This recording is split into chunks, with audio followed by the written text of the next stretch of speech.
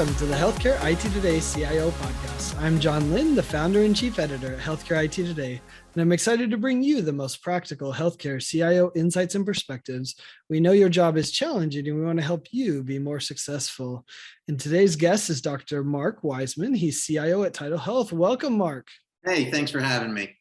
Yeah, excited to dive into our topic du jour today. We're talking about conversions and legacy data. But before we go there, tell us a little bit about yourself and TidalHealth. Sure. So I'm an internal medicine doctor. I've been practicing over 20 years. And I was in Virginia for most of my career, but moved to the Eastern Shore of Maryland to help a health system here called TidalHealth. That's 2 hospitals, and we serve a fairly rural area. And I was the CMIO, and now I'm the CIO and the CMIO, basically a CMIO with a budget. And I get to do cool things and help the community and help the doctors and nurses be able to be more effective. So love what I do and love who I work with. Yeah, so talk about that a little.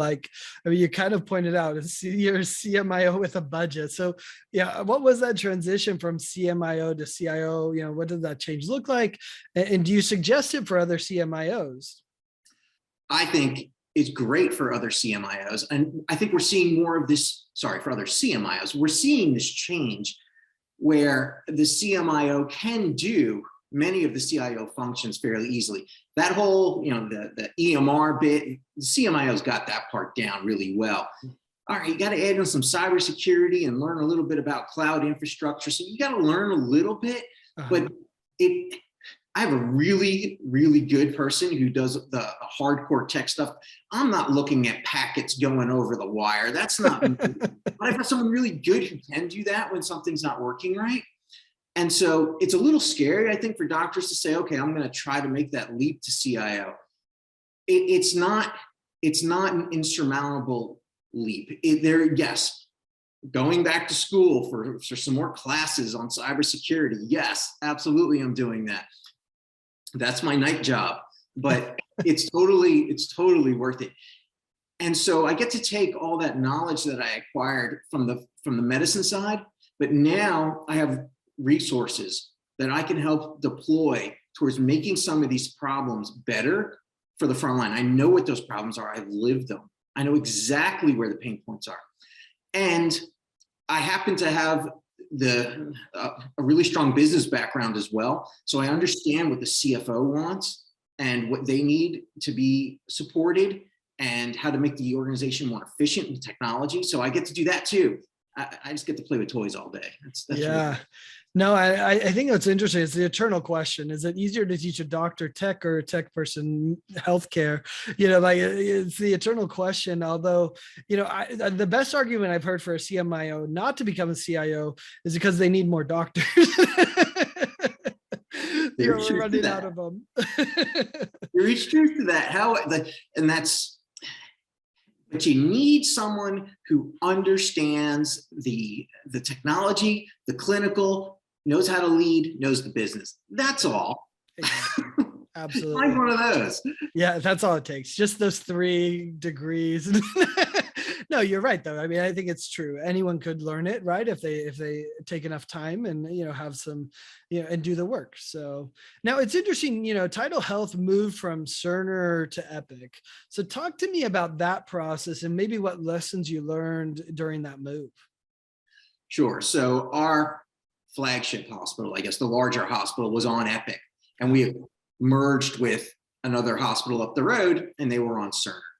And it is very difficult to understand your business when you're on these 2 different EMRs. Yep. It's hard to move patients back and forth. It's hard to understand the data that you get out of each. And so you're trying to run your business. It's very complicated.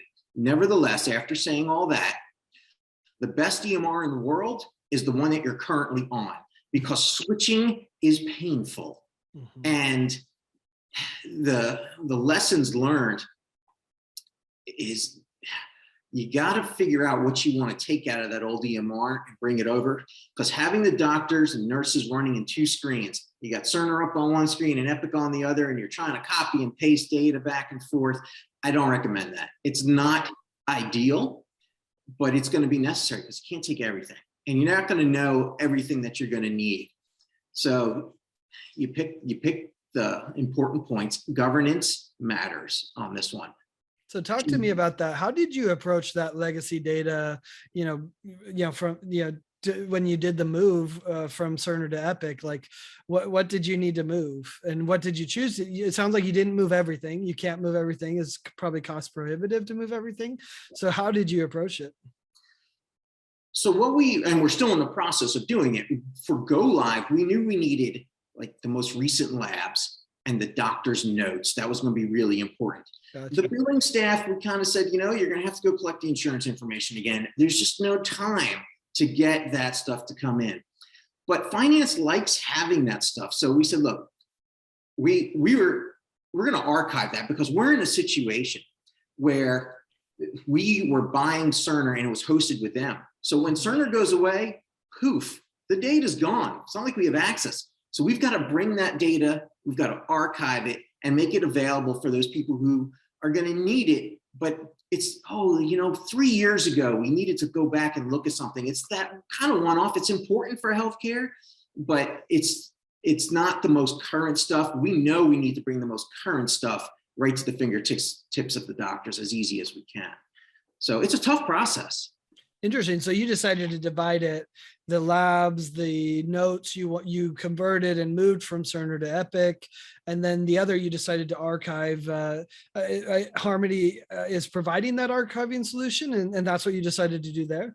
Yes, and we've worked with them before, and what we determined was, hey, we don't want to have more than one archiving vendor, because from your clinician standpoint, they're going into for us to get to the health data archive. It's one click from within Epic, single sign-on right in. Doctors don't even really know. They kind of say, okay, it's a different interface a little bit, but they think it's part of Epic. They're in there.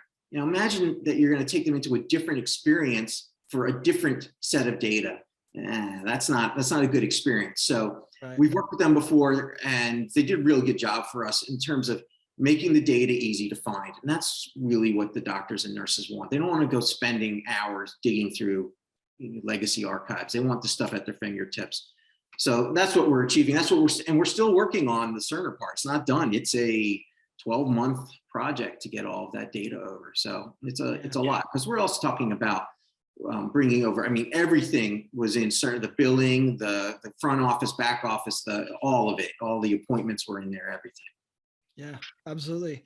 So talk about, you mentioned data governance, right? What's the key to that successful conversion and then eventually decommissioning of the legacy system? And how does data governance play into that as well? So when you ask providers, what do they want? They'll say everything.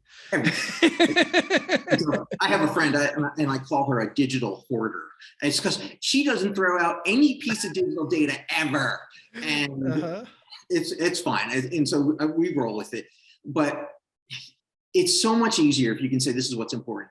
And the problem with doctors is that we go, well, you don't know. Like maybe 2 years from now, I'm going to have this case and I'm going to need this really weird piece of data that's going to solve everything. The reality is unlikely, but it is possible. So you do have to make choices though.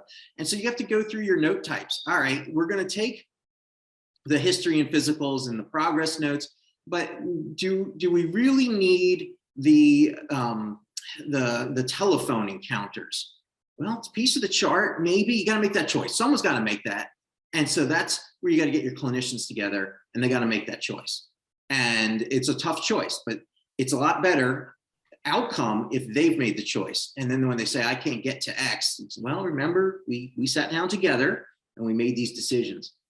And we did that around labs and imaging. And you have to sit down and say, all right, how far back do you want to go? That's another question you got to answer is, do you want to go back 3 months, 6 months, 3 years? And well, we decided to go back 2 years. Is that the right number? I don't know. We made it up. We pulled it out of thin air. Just felt right. No reason. So, yeah. Well, and to your point, if the doctors agree that, okay, 2 years feels like enough, then, if they come back later and say, why don't you have 3 years? Then you say, remember that discussion, right? So having the buy-in is important, and it wasn't just doctors that we needed to get in the room. We had separate conversations with the finance front office people. So, all right, what do they need to see? It's great if they can look up the last insurance card information real quick and easy. But how far back do you go? How good is an insurance card from 4 years ago? Probably not that good. So, yeah. What I did frequently was I said, all right, do you need 10 years ago? Like something ridiculous. And start there, and then I would work them forward until they start to get a little uncomfortable. And I start to need that. Then I start to know where the sweet spot is. So that's how I did it. I just started at the extreme, and I would usually go from at both extremes. Okay, do you only want yesterdays? No, we need more than that. And then we kind of narrow that down until we got to a reasonable number. Yeah, that's an interesting approach. And so is that what you did? You did 2 years converted from Cerner to Epic, but then you need a lot of, those phone notes you might need for the legal medical record or things like that. And so then you chose to archive those to Harmony Healthcare IT's archiving solution? That's correct. And my digital hoarder friend happens to be in the risk management area. And so really? throws away nothing. So yeah, you have to keep every scrap of paper in case there is a child in that data set, and that child is a newborn. You got to keep it till they're at the age of 21, or you keep it forever is the bottom line. But and that's probably an over need in terms of the archiving. But once it's in, it's kind of easy, and it's not that expensive to keep it. The expensive part's putting data in. So as a CIO, that's where my expense is. But you compare that expense to leaving Cerner live, which is 7 figures, compared to archiving, which is low 6 figures. And then the ongoing maintenance is in the low 5 figures. And so, yeah, we're able to do this very economically. And so keeping it around for as long as my risk management colleagues like, it's just not worth it. That's not where I'm going to choose to have my battles. And that's, as a CIO, you gotta pick and choose. This ain't one to have the fight. You just this is where to spend the money to buy peace. Well, like you, I've done a lot of work with Harmony Healthcare IT, and I've learned that everyone takes a different approach, right? Like if you're in a rural one, hey, these are my friends. I want to keep as much data as possible to take care of my friends. If you're in an urban one, they're like, get rid of the data. I don't want liability, right? Like, like whenever the legal requirement is, we'll keep it, of course, right? We have to do that. But after that, I want it gone because I don't want that 10-year-old data that we don't have to keep. So it's interesting, the whole balance between regulatory versus liability versus continuity of care. And then, of course, we have research organizations as well. So everyone looks at, oh, well, you just keep it, right? And you're like, well, no, it's a little more complicated than that. It's interesting, too, that the dynamics have changed a little bit. I'm going to get real controversial on you. Health systems can sell de-identified data. Pharmaceutical companies love that kind of data to help see, okay, a patient was on this drug, how did they do over time? And that data has value. So throwing it away, now you're throwing away an asset. And so there are organizations who are keeping that in mind. You know what? I'm not going to throw anything away because there's value if we ever go to de-identify it and sell it for research or sell it for pharmaceutical evaluations.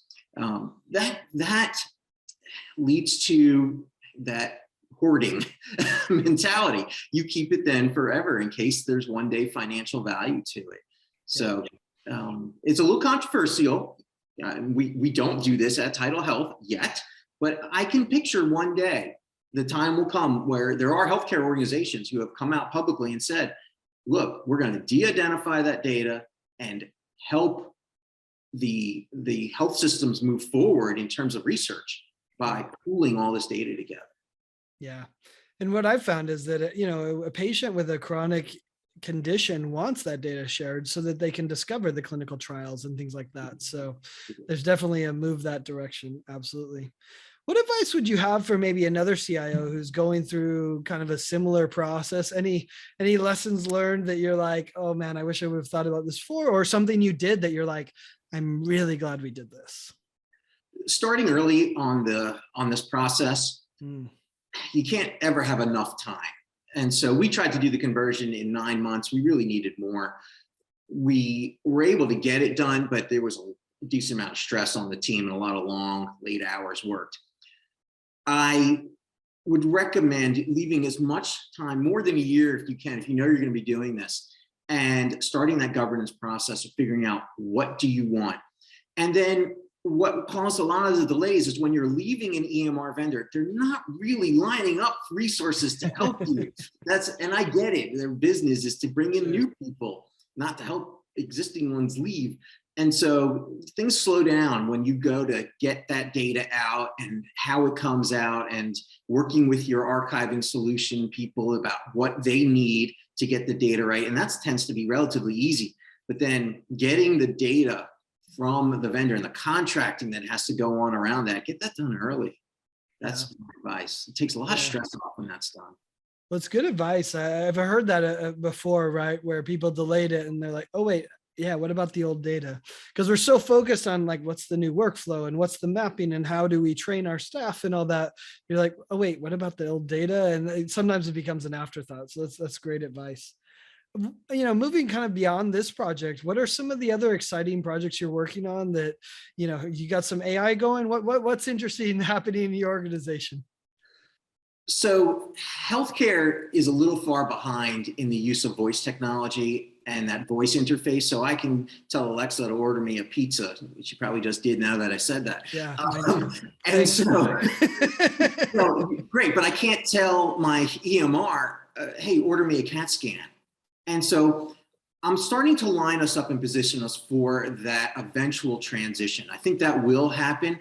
And there's technologies out there. So part one is to get the doctors to just start using mobile tools, getting them to use their iPhone or iPad to put notes in or to search for things.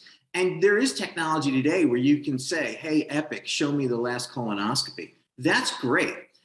Epic is working on that next step of, hey, order the test. So that's going to happen, and that changes the dynamic. Now, as a doctor, I'm no longer looking at my keyboard, fingers down, trying to hunt and peck. Now we're having a conversation. I just turn my head and say, hey, computer, I need one of these. And the computer will then go and do it.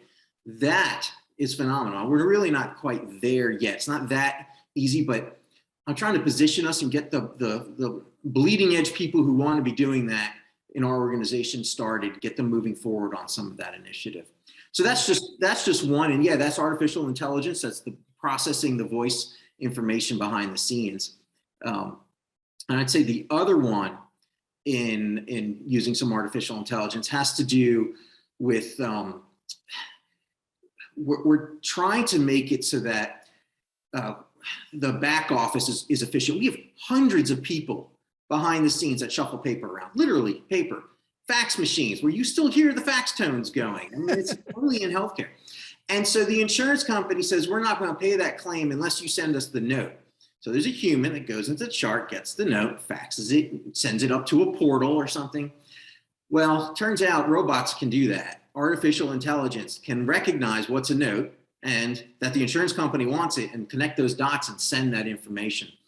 So we're seeing that to make healthcare more efficient and more cost effective is we have to get that kind of waste. It's not huge value added. When you're in the bed in the ICU, you're not thinking about, well, I hope that billing person is really knocking it out of the park. They're not adding it to your value to your care. They're helping to keep the lights on, but they're not directly providing care. You want the money being spent on the nurses that are caring for you. And so if we can make the organizations more efficient, then we can start to shift some of that. It's a long journey. We're nowhere near.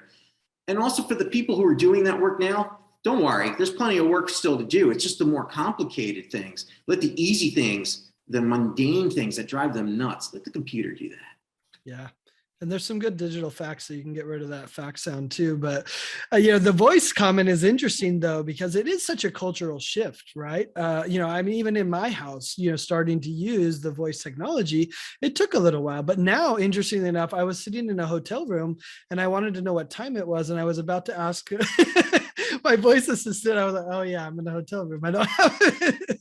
So it's interesting. It takes time to change that culture for your doctors to order the x-ray, to order whatever it might be, right? But once it changes, then it's like, you fall in love with it. So There's probably very few people, I think, that right now go to a weather website and look up the weather. They just, hey, I'm not going to say her name because she'll start talking to me, but hey, blank, what's the weather? And there it is. So yeah, we need to get there in healthcare for so many different things. In both the front, at the point of care as well as behind the scenes, that we should be using more voice technology because we can speak and think quicker than we can usually type. Yep. Great. So we always like to end these podcasts with a little bit of career advice. So, what advice would you give maybe a doctor that wants to get into more of the IT side of things? Maybe they're not even a CMIO yet, but they see some potential in the informatics side. What advice would you give them? So for those who are really early in their career, there is that informatics fellowship. And it's 2 years devoted to informatics. I was grandfathered in, so I didn't have to do that. I just had to take the really big, hard test. But I do think that there's a lot of value to learning it right and taking the time, devote that time and effort and energy to it. For those that are already out, once you've started your family and you're in practice, the odds of you going back into fellowship are probably less likely. Yeah. The financial implications as well as the time implications, that's tough. Sure. So in that case, you're really looking just to join the committees. The informatics committees are out there and they're talking probably on a regular basis about, hey, what can we do in the CMR to make it better? And being a part of that is where you start. And from there, you figure out, do you want to stay on that informatics side, putting the data in, or do you want to be on the analytics side, taking the data out and figuring out what it's saying? I started on the analytics side and loved it. I thought that you can learn so much about how healthcare happens by looking at that data. And to me, that was fascinating. So you find your passion and you just go down that path. It'll lead you to new and exciting places. That's awesome. Great advice, Mark. And thanks so much for taking time to share about this experience. To your point, everyone's favorite EHR is the one in front of them. And so, making sure you convert the data the right way is such an important topic. So thanks for sharing your experience. And thanks everyone for watching and listening. If you want to find more great healthcare IT content like this, be sure to check it out at healthcareittoday.com or search for the CIO podcast by Healthcare IT Today on your favorite podcasting application. Thanks a lot, Mark. Thanks for having me.